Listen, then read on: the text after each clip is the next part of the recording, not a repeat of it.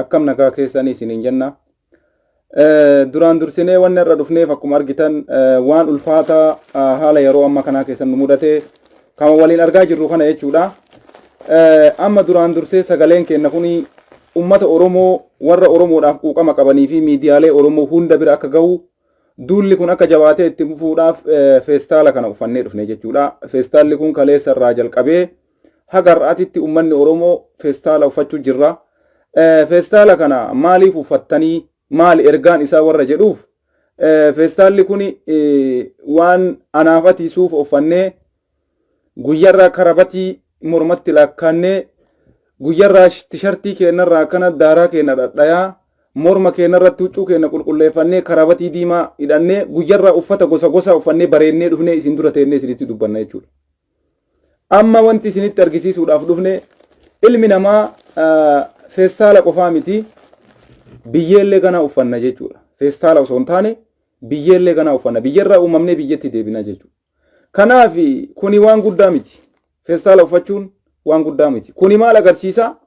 Rakkoo uummata keenya irra gahee, rakkoo Oromoon har'a irra gahee, Oromoon akkamitti akka dhumaa jiru, ijoolleen Suudi Arabiyaa keessa jiran kana nuti xiyyeeffannaan kenna akkuma isin agartan ijoollee Suudiiti sagalee ta'an jiru. Maaltu kana fide yoo ka jettan taate nuti namicha Abiy Ahmad jedhamu kana dhabamsiisuudhaaf galkanii guyyaa dalagaa jirra. Namicha mootummaa Itoophiyaa jedhamu kana karaa qabuudhaaf halkanii guyyaa duula banne. Furmaanni ijoollee sanii ka argamu yoo mootummaan Itoophiyaa kun karaa gore isa jedhu xiyyeeffannaan kenna Abiy irra ta'eeti. Ijoollee kana jibbineetii miti. Suufa kana warra feestaala uffachuu sodaattanii amilee keessan tokkas ta'a feestaala kanaaf darajaan isinirraa bu'a jedhee nam tokko nama sadarkaa saniin nu madaalu jira. Nu Oromiyaadhaaf Oromoodhaaf dalagaa jirra. Feestaala miti. Osoo isini ijoollee Suudi Arabiyaatii bu'aa qabaa udaan keessan dibadhaa jettanii udaan keenya dibachuu nama danda'u. Hagana guutuu nama sabaaf wareegama kafaluu danda'uudha jechuudha. Maaliif kana isiniin jechaa jira? Duulli feestaalaa kuni lafatti miti kabanan. Mana hidhaa Suudii yoo karrabantee hidhamtoota Suudii ilaalte wanti isaan uffatan har'a uffata osoo hin taane feestaala. Warri Suudii jiru feestaala uffannaa nuti Awurooppaa fi Ameerikaa keessa warri jirru karabatii fi suufa kenna gizeen daqiiqaan qayyarannee laayivii dhufnee isinii dubbanna. Sababa saniif feestaala uffannee rakkoo ijoolleen keenya keessa jiran addunyaatti himaa jirra jechuudha. Fakkeenya yoo ka fudhattan taate kanaan dura yeroo hidhamtoonni siyaasaa Oromoo hidhaman rifeensa haadachuudhaan Oromoo bira dhaabbannee turre. Qabsoo Oromoo karaa gaa'een geggeessaa turre. Yeroo wayyaaneen biyya bulchitu yeroo Baqqalaa Garbaa fa'aa mana hidhaa turanitti Oromoon hundi rifeensa haadattanii turtan. Dhiira qofaa miti dhalaanis jechuudha. Ijoolleen dubaras rifeensa ofirraa haaddanii turtan. Maaliif ergaa wayii dabarsutti jirtan jechuudha. Feestaalli kuni namni sooshaal miidiyaa kanarra jiru hatta miidiyaan OMN osoo kan uffatee dhufe maaltu sarara bu'a. Fakkeenya miidiyaa Oromoo qabdu keessaa isa tokko gaazexeessitoonni OMN feestaala kana uffattanii yoo dubbattan maaltu isinirraa hir'ata? Kabajaa uummataa dabalattan, jaalala uummataa horattan malee wanni isinirraa hir'atu takka illee hin jiru. Feestaala kana ergaa daqiiqaa 2 daqiiqaa 3 yoo guddate walakkaa sa'aatii qofa ergaa kee ittiin dabarfatta dirqama feestaala uffatteen deemtu. Warra ammoo rabbiin feestaala kana dirqama uffadhu jedheeni har'a jireenya isaa feestaala kanaan dabarsaa jiru jira. Ijoollee sanii sagalee ta'utti jirra nuti. Ijoollee sanii jagalee godhaa jirra. Mootummaa Itoophiyaa ani mootummaa Itoophiyaati jettanii isin Oromoon isaaf jecha galgalaa ganama nu urrabsitan ijoolleen teenna zabana isaa keessa feestaala uffatte. Ijoolleen teenna zabana isaa keessa daabboo mana hidhaa Suudii keessatti mallaqa isiitiin bittee nyaataa jirti. Agarree arguu dhabneetii miti. Bakka bu'aan hin jirretti waan bu'aan hin jirreef hin iyyinu. Waan furmaatan qabneef yeroo keennan gubnu jennee akka nama Tigraay deeggaruu fakkeessine Abiyyi cabsuudhaaf halkanii guyyaa hojjechaa jirra jechuudha. Maaliif yoo jettan Abiy Ahmaditti iyyinee kaleessa waa'ee ijoollee Suudi Arabiyaa nu jalaa dhaga'uu dide.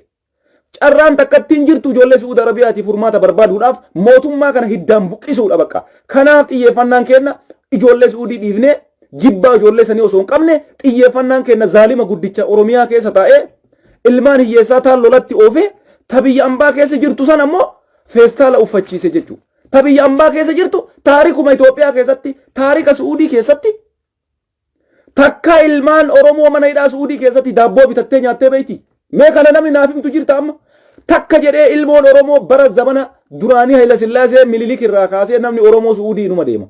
Ummanni Itoophiyaa Suudii numa dhaqa. Yeroo Mallas yeroo Haile Maariyaam Dassaaleny mee taarikuma biyya sanii keessatti takka hidhamaan Suudi Arabiyaa keessa jiru ilmi Oromoo ta'ee maqaa Itoophiyaatiin lammiin biyya sanitti hidhamtee jirtu. Namni guyyaa takka birrii isiitiin daabboo bitatee nyaate jira. Nama har'a alatti bilbilee osoo niitiin isaa ulfa qabdu irraa hidhamee mana hidhaa keessa taa'ee waan nyaadhu dhabee niitiin isaa nama qarqaaruun qabdu hidhaa ala jirti ulfa qabdi waan nyaadhu dhabee birrii naa ergi jedheeni nama bar mana hidhaa keessatti waan daabboon bitatu warra ala jiru gaafataa jiru jira bara jarana rakkina kana ga'u jira bar Suudii keessa ati feestaala uffachuun waan guddaa sitti hin fakkaatin feestaala uffachuun feestaalaan awwaalamuun homaa miti ati har'a feestaala uffattee ijoollee taraa sagalee ta'uun waan guddatti ilaalin feestaala jechuun wasaakaadhaaf ilma namaatiif miti kana wasaaqatu itti guurama malee ilmi namaan uffatu Oromoon waan isiin hin uffatin hin jirtu Oromoon udaan illee uffate wasaakaa illee uffate isa dhumaa irratti ilmi isin ilma abbaa gadaati jettaniitiin Jawaar Mohammad mataa Oromoo Hacaaluu Hundeessaa ajjeeftanii itti har'a ittiin Oromoon marti gadi ba'ee nu arrabsuuf feestaala udaan itti guuran nu uffachiise feestaala hammaamaa nu uffachiise Abiyyiin Ahmad feestaala wasaakaa ijoollee teenna wayita nyaata namni nyaate kuni wasaaqatu itti gatama malee ilmi namaa kanan uffatu yaa subhaanallah addunyaan kana agartu isi warri mataan qabne warri Abiyyiin ilma Oromooti abbichuu jettaniin abbichuutu udaan nu uffachiise laaladhula Mallas Zeenaawiin feestaala nu uffachiifne Haile Maariyaam Dassaalenyi feestaala nu uffachiifne Mangistuun feestaala nu uffachiifne Abiyyi Ahmad ilma Oromoo ilma abbaa gadaa isin jettaniini Oromoo bakka dhibbatti addaan cirtanii akka nama nigdiititti ittiin Oromoo naggaddan zamana isaa keessa Oromoon nyaata birriin bitate mana hidhaa keessa taa'e argite kunillee isinitti diqqaate nama nuun jedhu jira feestaaluma zibaalaa wasaakaa hammaama itti shintibeetii wasaakaa nyaata namni nyaatu udaan daa'immanii bambasii waan namni alba'u hunda itti gadi guuran kana isinitti diqqaate Oromoo abbichuun ganaa kana caala isin godhaa nama nuun jedhu jira warra kana keessa taa'ee Abiyyi Ahmadiif jecha lubbuu tiyya baasuudhaaf na soqu jira subhaanallah zaman akkanaa keessa jirta Oromoodha Abiyyi Ahmadiif jecha na ajjeesuuf na barbaada shuf nuti dubbii wallaalleetii miti waan jennu dhabneeti Itoophiyaan har'a sadarkaa isiin itti jirtu laalladha ummanni biyya keenya ka biyya keessa jiru daa'imni waggaa 15 naannoo Amaaraa dhaqee ummanni Amaaraa achitti ajjeesaa jira Suudii warri jiru nyaata mana hidhaa keessaa mallaqa isaatiin bitachuu jira obboleessa kiyya namni nama alaan qabne namni nama isa qarqaaru badheedhaan qabne waan nyaatu argata har'a mana hidhaa Suudii keessatti waan daabboon bitatu argata barnuti waan qabatamaa sitti haasa'aa jirra propagaandaa miti bar wallahi waqasaman billahi nama manna hidhaa keessa jiru abbaa warraa jiru quba qabna nuti asteenne jechu galgalaa ganama rakkoo Suudii osoo agarru dunuunfannee callifna laa maalitti iyyina obboleesso yoo mootummaa qabaanne mootummatti iyyina bar yoo nama nu jalaa dhaga qabaanne nama nu jalaa dha'utti iyyina bar Abiyyi Ahmad mootummaa Itoophiyaati rakkoo Suudii nuu furi hin danda'u kana furmaatan qabu isatu kana nutti uffise warri Abiyyi jaalattan jaaladha wallahi billahi ganaa kana caala nu godha ganaa kana caala maa deeggartan isiniin jechuu miti garuu wanni inni isinii godhe kanaami feestaala kana isin uffise sa wayyaanee waggaa 27 hayyuu Oromoo ajjeeftee turte lafa Oromiyaa saamtee turte luka nurraa murtee turte kana nu goote ijoolleen teenna mana Suudii keessatti kabajaadhaan jiraatte wallahi nasbee nama takkaa du'eef gumaa gaafataa ture Mallas Zeenaawiin gumaa ilmoon takka Suudii keessatti duutee gumaa si gaafadha jedheen Tigreen isin har'a ittiin isin amma isin juntaa deeggartan nuun jettan tuni kana nun goone biyya Itoophiyaa san akka amma salphattetti hin salphifne dhugaan jirtu kana fudhadha warri Abiyyi deeggartan isintu udaan nu uffise isintu hammaama nu uffise isintu feestaala wasaakaa nu uffise Oromummaa keessa waakkattanii nama tokkochaa jecha osoo inni waan qunna garii qabdu takkatti isin godhi osoo inni waan bu'aa qabdu biyya keessa biyya alaatittis waan haqa kottee qeensaa tana isarraa hin argin abbichuu koo jetteeni Ahmad ati juntaa naan jetta ani juntaa miti ani Oromoodha Oromoon har'a waa hundaa dhabe hayyuu isaa dhabe artistii isaa dhabe dachii isaa dhabe qabeenya isaa dhabe lubbuu isaa dhabe biyya ambaa keessatti mana hidhaa keessa taa'ee namni nyaata bitatu hin jiru addunyaa kana irratti kun hin jiru war hin jiru bar taariikuma addunyaa keessatti hidhamaa yoo ati taate mootummaa si qallaba war si gale mana hidhaa tokko yoo ati seente mootummaa si qallaba war ijoolleen teenarra Suudii jirtu meelan sobee koomantii barreessa warra Suud Arabiyaa keessa mana hidhaa jirtan mallaqa keessaniin daabboo bitachaa hin jirtanii warri nama mallaqa san isinii kennu nama daabboo isiniin bituu hin qabne akkam gootan bayi akkam jiraachuu barbaaddan subhanallah zaman al-akhiriin waan goonuu fi waan dubbannu wallaalle waan qabannu waan gadhiifnu wallaalle wanni rakkoon Suud Arabiyaa keessa jiru waan dubbatanii miti feestaalli kun isinitti hin ulfaatin miidiyaan Oromoo kamuu kan uffadhu zeenaa godhe aktiivistiin Oromoo wallahi kabajaan takka sirraa hin bu'u Addunyatu si arga obboleessoo. Tigraay har'a wanni si nafuura itti baafattee addunyaan akka jalaa dhageettu gootuuf gara sooshaal miidiyaa kanaan waan barbaadan hunda fayyadamanii. Gara sooshaal miidiyaa kanaan akka addunyaan jalaa dhageettutti waan nu fayyada addunyaan hin agarti wanni kun maaliif namni feestaala kana narra arge maali kun hin jedhuun. Jara na bara addunyaan hin beekti feestaala kanaan bu'aan isaa maal akka ta'e. Feestaala ilmi namaa uffatu bar. Beeytan ijoolleen bilchiginnaa kana garuu. Hin beeytu na fakkaata isin barsiifna warra hin beeyne kuni maali ijoolleen bilchiginnaa. Deeggartoonni Abiyyi Ahmad feestaala kana maaliif uffata namni? Kana beeytu. Amma namni feestaala kana narratti argu uummanni adiin maal ta'ee mucaan kana uffataa jiran. Ani jara na nyaata zibaalaa miti wasaakaa miti ilma namaati. Garuu obboleeyyan kiyyatu kana uffatee rakkachaa jira. Obboleeyyan kiyyatu kanaan jireenya isaanii dabarsaa jira. Obboleeyyan kiyyatu sadarkaa kanatti gadi bu'e zabana ilmi Oromoo biyya bulchutti wasaakaa uffanne zibaalaa. Nama ambaan qeeqin Oromoof komadhu. Ambaan komatin, Amaaran komatin, ka biyya bulchaa jiru ilma Oromooti jettaa waadaa seentan. Ilmi Oromoo feestaala nu uffisa. Ijoollee Oromoo mana hidhaa Suudii jirtu galchuu dadhabe. Oromummaa saniif itti dhagahamuu dadhabe. Nyaata achi keessa bitatan birrii eessaa fidanii bitatan. Namni dalagaa hin qabne, namni hojii hin qabne, namni ta'uufiitiifuu hidhamaa ta'ee feestaala uffatee halkanii guyyaa qorra keessa, teljii keessa ciisee akkana godhatu. Akkana godhatanii bara qorri itti bu'ee feestaala kana walii achitti jechuudha. Ka irra ciisan bolaaxaa akkana godhatan isaan. Kanarraan ammoo birrii keetiin nyaata bitadhu jedhanii. Eessaa fuudha birrii? Dalagataa jira. Gadi bahee yoomiyaa wayii dalagataa jira. Namni isa qarqaaru jira. Jibbaa ijoollee Suudii hin qabnu yaa Oromooti yaa quba nu qabaadha.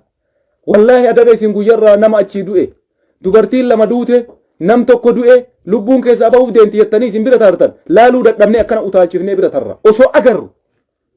Osoo arginu du'a ijoollee Suudii duutu osoo agarru dhageeffannee mataan nu garangalinii sammuun nu hiikkatinii jennee dafnee bira ol tarra.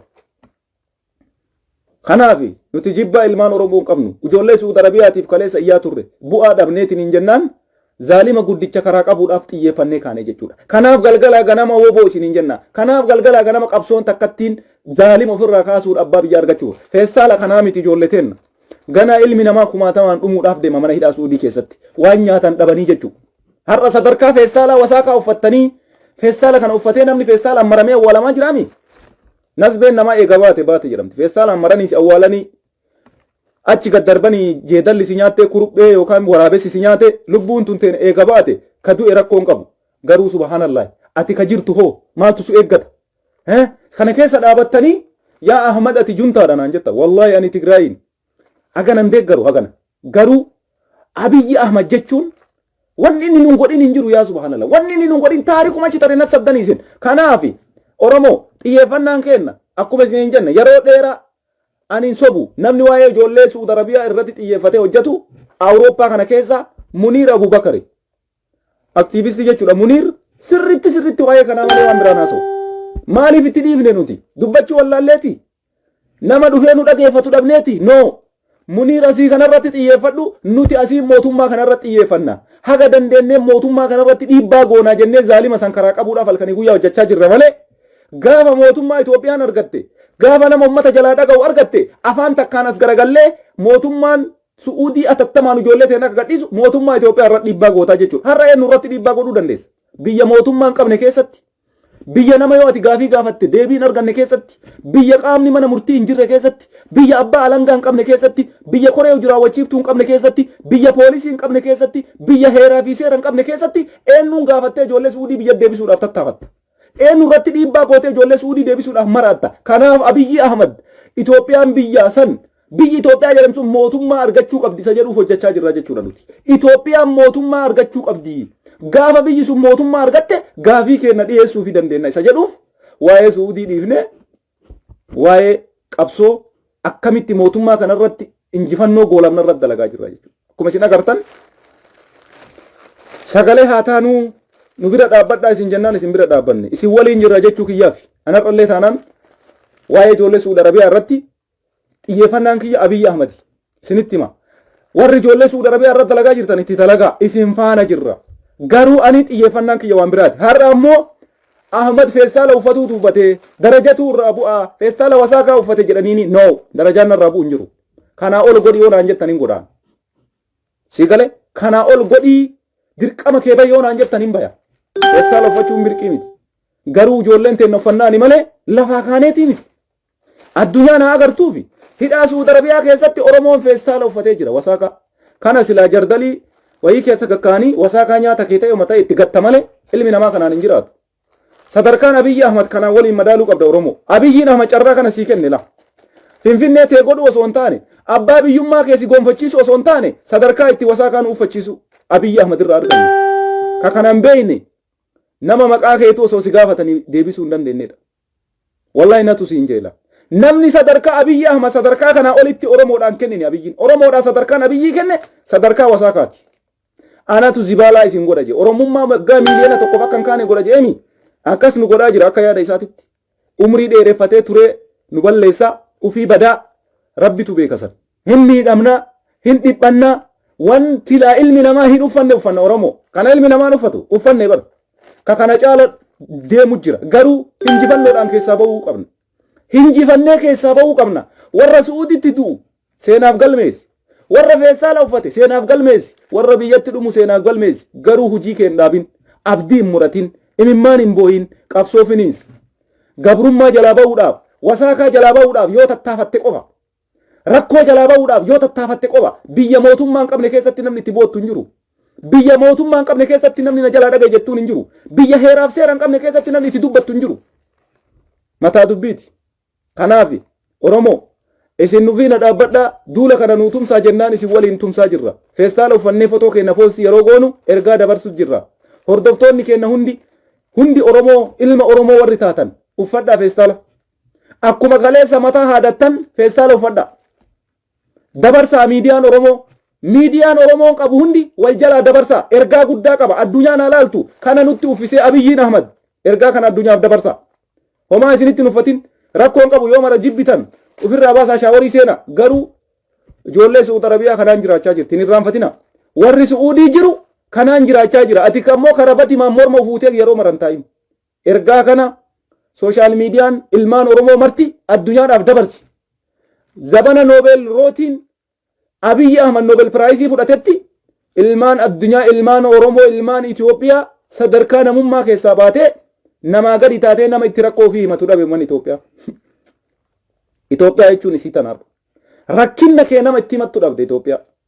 Itoophiyaan mootummaa qabdi. Mootummaan kun furmaata na haa buusu jettee nama rakkoo kee itti himattu dhabde. Biyyi kana caala maal barbaadde jaram? Ani warrummaan biyya keessa jiru waan isaan eegan hin beeku. Jarana kanaa olitti maal barbaada Oromoon? Kanaa olitti maal barbaada? Finfinnee sii deebisaaf eeyda Abiyyi. Afaan Oromoo afaan federaalaa sii godhaaf dib jettee ciiftaa yaa uummata Oromoo. Namni ijoollee tee Suuditti mana si gootee qorqoorroo sitti bittee sii mana citaa galgalaa ganama sirratti dhimmisu. Hin dagatina abbootiin ijoollee warri Itoophiyaa jirtan. Mana citaa keessa sii galgalaa ganama akkanatti roobni si garroobu keessaa si baaftee abbaa qorqoorroo si goote ijoolleen har'a feestaala uffattee rafaa jirtu. Ijoolleen har'a feestaalaan awwaalamaa jirtu. Warra qorqoorrootti si galcheedha. Warra mana magaalatti sitti bitee magaalatti si galcheedha. Warra sadarkaa namummaatti si baaseedha. Har'a feestaala uffatanii jiraataa jiran. Hin irraanfatina. Abbootiin ijoolleellee kaleessa isinitti iyyaa turree dhiibbaa godhaa isin hin jennee nu diddan. Har'a ammoo ilmaan teessan waan uffattu dhabdee waan nyaattu dhabdee dhumaa jirti. Quba qabaadhaa yaa uummata Itoophiyaa, yaa abbootii ijoollee Suudii jirtu, yaa nama ilma Suudi Arabiyaadhaa qabdu. Hin irraanfatin. Abiyyiin Ahmad waa takka isinii godhaan jiru. Taqabdan isin dhabsiise. Kanaaf ergaan kiyya kanuma Oromoo marti waan kanarratti hirmaadhaa. Rabbi nu haa milkeessu. Hinjifannoodhaan keessaa baanaa. Tokkummaa jabeessaa. Waraana qabdan tumsaa. Woboo waliin fuuldurri keenna ifaa. Ni hinjifanna haga feene haa rakkannu. Ciniinnadhaa. Ciniinnadhaa hin ciniinnanna. Akkasitti keessaa baanaa isin ijaa galatoomaa haasaa baay'ee haasa'uun dhufne. Ergama kana dabarfachuu fi galatoomaa duula kanarratti hirmaadhaa. Sagantaa feestaala uffachuu kana bal'inaan sooshaal miidiyaa kana guutuu qaba. Dhalataa Oromoo taatee Oromoo qulqulluu. Deeggartoonni bilchiginnaallee feestaala mee uffadha. Silaa sammuun keessan hin dalagu uffadha. Isin fayyada waan ta'eef. Ijoollee isin deeggartantu mana hidhaa Suudii jira. Deeggartoonni Abiyyi Ahmad. Keessattuu ijoolleen Suudi Arabiyaa jirtan. Isinillee rakkoo kana keessa hafuudhaaf hin teessan. Abiyyi aga feetan deeggara. Akirri keessan feestaala uffachuudha. Kanaaf duula kanarratti hirmaadha. Rakkoon ijoollee Suudii rakkoo paartii siyaasaatii miti. Rakkoo jireenyaati. Kanaaf namni kamuu kanarratti hirmaachuu qabaan ergaa kiyyaa. Miidiyaan Oromoo ammoo uummata Oromoo feestaala uffatee sagalee ijoollee Suudi Arabiyaatii ta'aa jiru kana. Ijoollee Suudi Arabiyaa feestaala uffattee feestaalaadhaan walamaa jirtu miidiyaan Oromoo hayyoonni Oromoo sagantaa yeroodhaan itti qabatanii ammarraa kaaftanii akka duula miidiyaa bantanii irratti hojjettan asumaan waamicha isinii goona galatooma fayyaa ta'a. Injifannoon koo uummata Oromooti. Hin dhiphannaa hin rakkannaa garuu isa dhumaa irratti injifannoodhaan goolamna. Abbaan biyyaa Oromoodhaa. Sodaa tokko malee tokkummaan haa tumsinu. Woboo bira haa dhaabannu. Nagaatti isiniin jenna. Fayyaa naa ta'a.